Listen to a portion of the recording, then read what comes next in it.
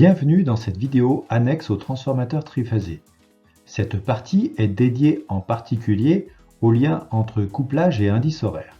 En effet, l'indice horaire vient de la combinaison des couplages primaires et secondaires. Voyons ensemble ce lien.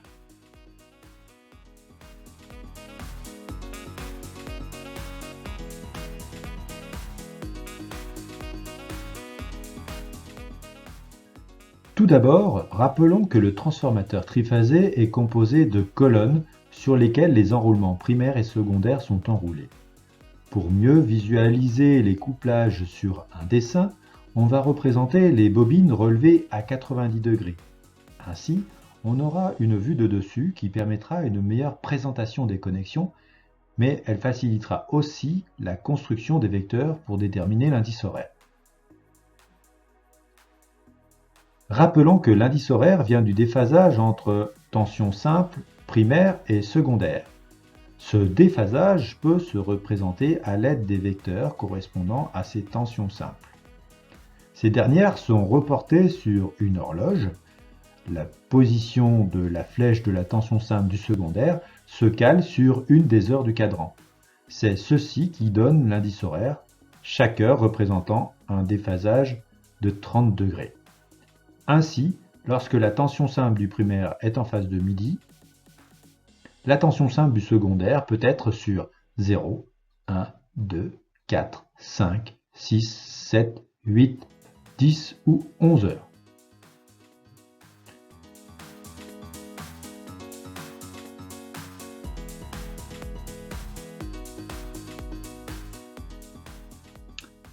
Comme dit précédemment, l'indice horaire dépend du couplage.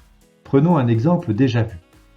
Un couplage triangle au primaire, première lettre majuscule, voici une proposition de couplage triangle, et un couplage étoile secondaire comportant un neutre, deuxième et troisième lettre minuscules. Voici une représentation possible de ce couplage.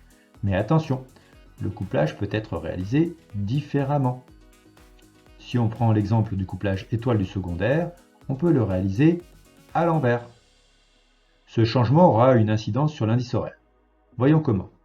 Tout d'abord, reprenons le sens premier du couplage étoile. Plaçons ensuite les tensions. Au primaire, le neutre n'étant pas disponible, on ne peut observer que la tension entre phases, la tension composée. Par exemple, la tension entre la phase A et B, UAB. Cette tension qui sera appliquée sur l'enroulement primaire. Et donc qui générera le flux magnétique de la colonne correspondante. Pourtant, nous l'avons vu, l'indice horaire se base sur les tensions simples. Elle doit pouvoir se placer sur un repère sur lequel on placera un cadran d'horloge ensuite. Alors, comment faire apparaître la tension simple du primaire? Revenons aux bases d'une alimentation triphasée.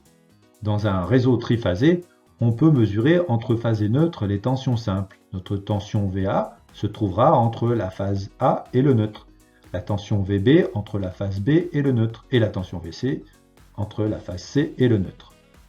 Ces trois tensions, par définition, sont déphasées de 120 degrés. Nous ne nous intéresserons qu'aux tensions VA et VB pour comprendre, mais ce que nous dirons s'applique sur toutes les tensions. La tension composée UAB se mesure entre la phase A et la phase B, la flèche de tension étant dirigée vers la phase A, premier indice de l'intitulé de la tension UAB. Le A est la lettre qui suit tout de suite après le U. Quand on applique la loi des branches, un dérivé de la loi des mailles, à ces tensions, on peut en déduire que UAB égale VA moins VB. Attention, nous sommes en sinusoïdal. Nous appliquerons donc cette opération sur des vecteurs, pas des valeurs nominales. Pour simplifier l'écriture, je ne ferai pas apparaître les flèches sur les dénominations, pour ne pas encombrer l'illustration.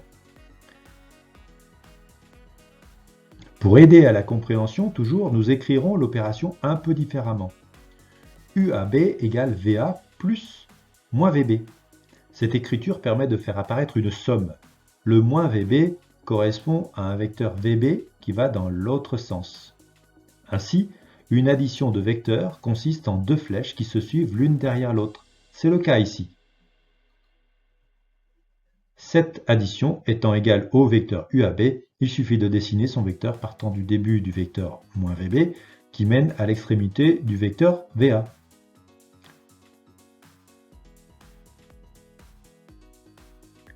Nous allons donc utiliser cela à présent.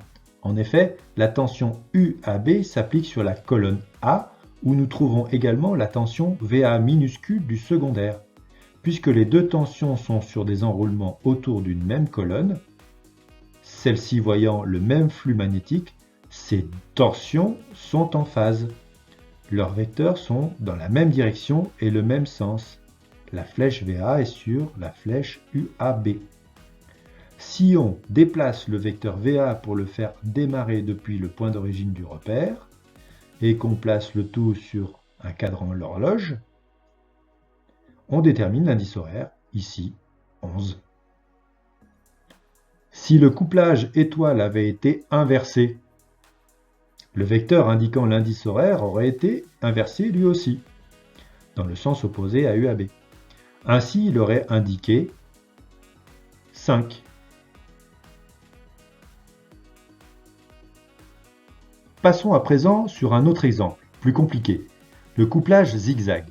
Pour rappel, le couplage zigzag s'effectue avec un secondaire composé de demi-enroulements. Pour notre exemple, nous prendrons un couplage YZN, soit un couplage étoile au primaire. Dans le repère des tensions simples, on peut facilement représenter la tension VA majuscule.